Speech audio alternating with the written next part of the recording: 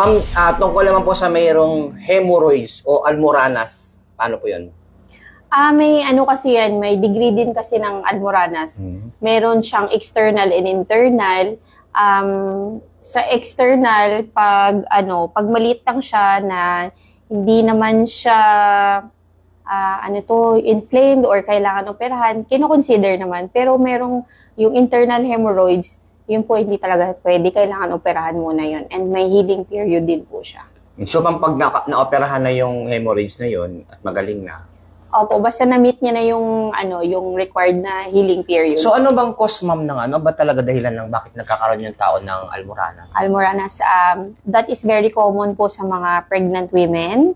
And then sa mga karating constipated. Anong constipated? Yung poops nila medyo matigas yun.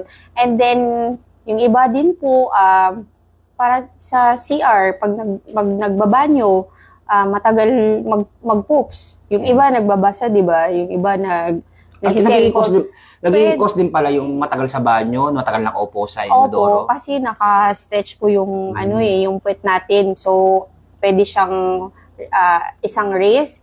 And then lalo na yung constipated. So, ma'am, ano ba yung mga treatment na pwedeng gawin o first aid na pwedeng gawin ng tao mayroong almoranas?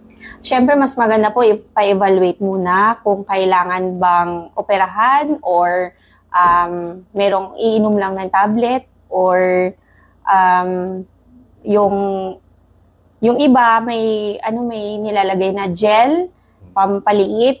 Pero kung malaki na talaga, kailangan operahan. Ma'am, kung halimbawa napa-operahan ng almoranas, bumabalik pa rin ba yan o hindi na? Iba, pwede pang bumalik ilang percent na bumabalik yung almoranas pagka na-operahan na siya? Sa percentage po, hindi po ako sure sa exact percentage. Pero depende po pa rin sa lifestyle ng tao na pwedeng bumalik yun.